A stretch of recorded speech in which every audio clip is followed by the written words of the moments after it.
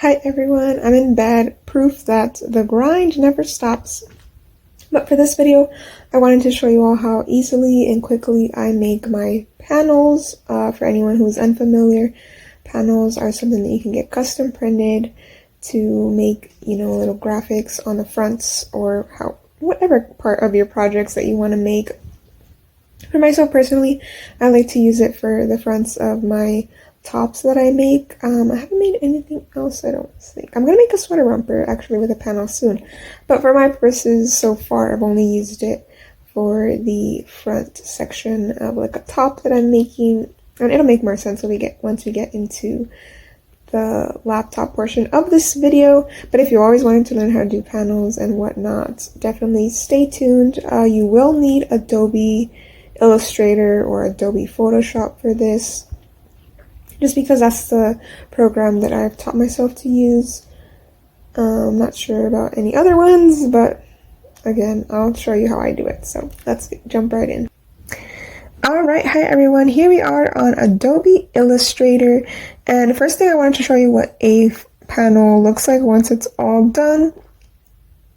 Or at least what mine look like. I definitely like to make a 6-in-1, which just means there's 6 different panels. If you want to do like the standard 3-in-1, go for it. But for our purposes today, we're going to do this 6-in-1. I don't know. It's just what I like best. First, let me get a little refresher on something really quick. Okay, now we're going to create a new file, a new artboard. So all I want to do is go File and hit New. And this is what you want it to be. Mine is already set this way, but you want the width to be 58 because our standard yard is about 58 inches. And then I always bring with trendy fabrics, so their excuse me, their yards are 42 inches. So hint, shop with trendy fabrics. But that's why I put the height as 42 inches, that's their standard yard. And then the only other thing you want to make sure of is CMYK color. There's always debates on this, but it's never steered me wrong. CMYK color for the color mode.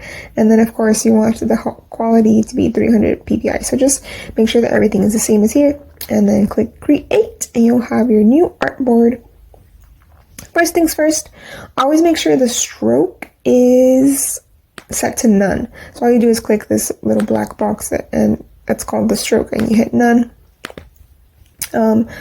Just make sure that you're checking that every once in a while because you don't want any random lines showing up in your panels. So now we're going to make a square, which, let me refresh myself, is 19.33 by 21 inches. So, just a third of the width originally by 21 inches.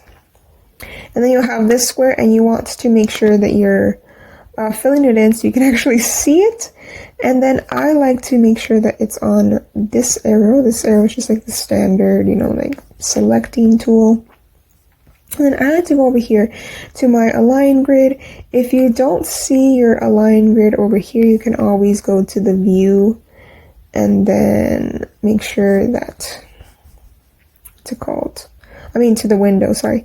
Make sure that it's selected so you can actually see it. What I'm going to do is move it to the left, to the left, to the left, everything, and then move it to the top. That way you know for sure it's meeting the top border and the left border.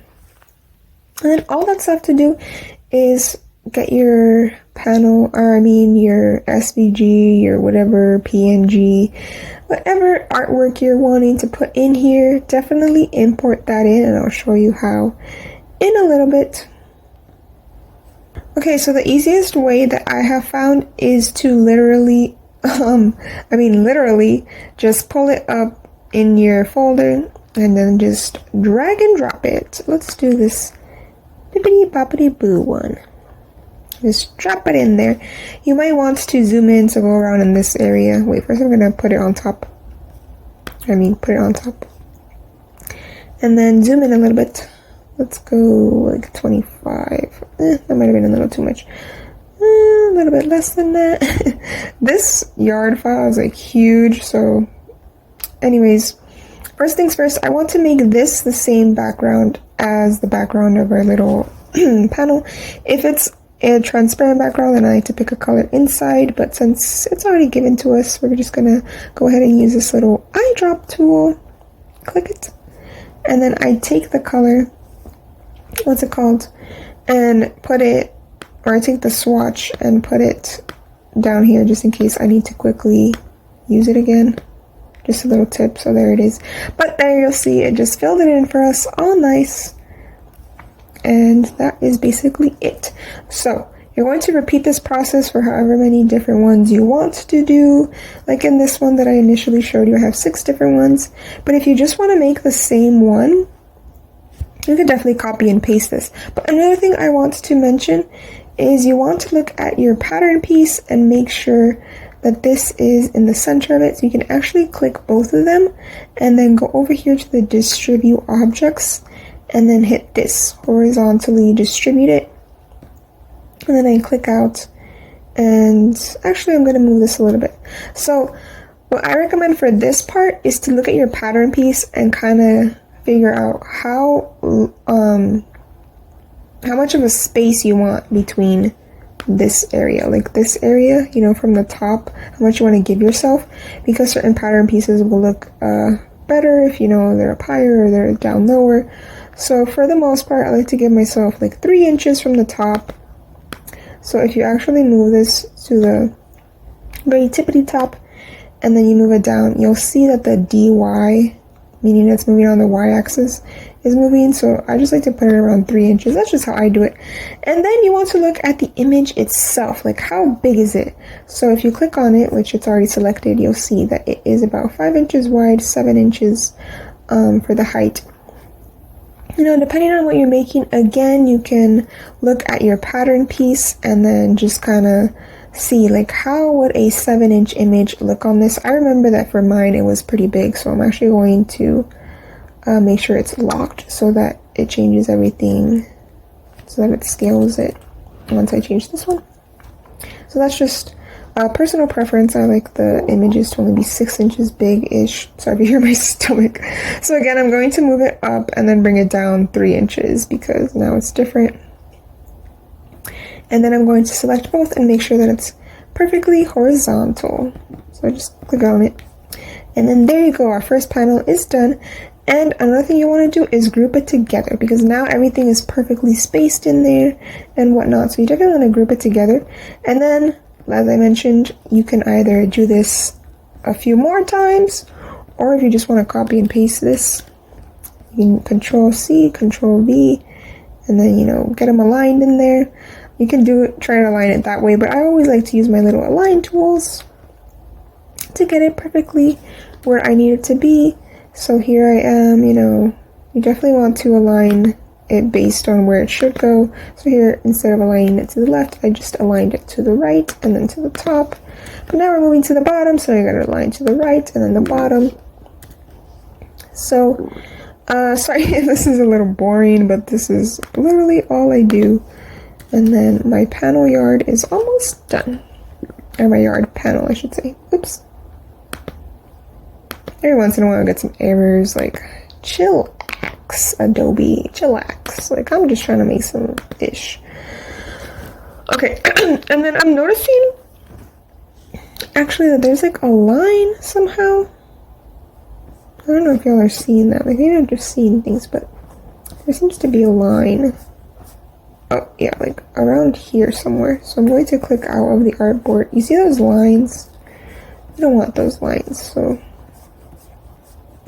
I mean, they help you when you're like cutting your panels out. So if you want that as like a cutting guide to get your panels out, definitely go for it. But since I don't want those lines, I'm actually just going to make the whole artboard the same color. I'm going to zoom out now. Don't need to be that zoomed in. And I'm going to make another rectangle. This is why I told you to put the swatch in here, because now we're going to make the whole rectangle the same size as the entire original square that we made.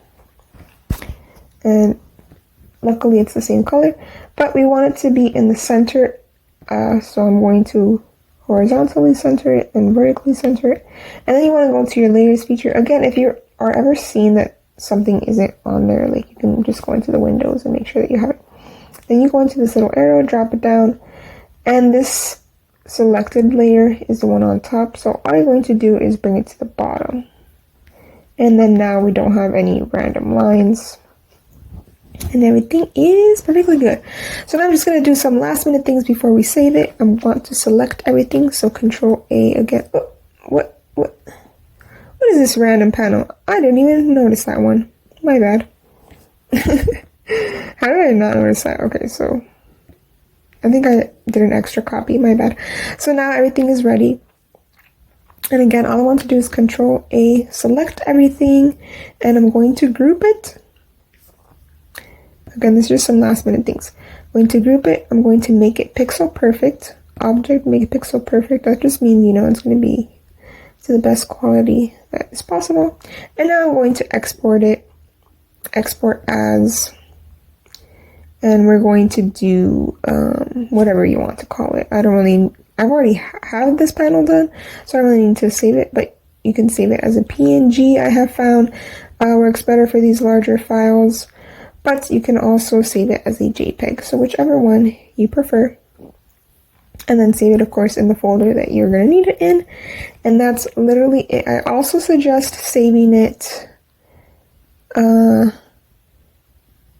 as a, as an original, like, Adobe Illustrator file, because then you can just, like, go in and adjust these and make them again. Like, if you forget, like, for example, like, I forgot that this needs to be, you know, the whole 19.33 and 21, so I just did it in there. So yeah, definitely save the originals, just so you're not forgetting, like, how to do things. But now I'm going to show you what you can do if you only want to do the 3-in-1. So I'm going to ungroup it, pretend we never did these bottom ones. And now, instead of making the first box 21 inches high, we're going to go for the whole thing and make it 42 inches. You want it to be unlocked. When it's locked, it changes everything to scale. Oops, I forgot those were grouped. Let's make sure everything is ungrouped first. Okay, everything is ungrouped. Okay, cool. So again, you can either, maybe you like changed your mind and you want to do it like this, or you could do it straight from the get-go. And again, I'm going to center it.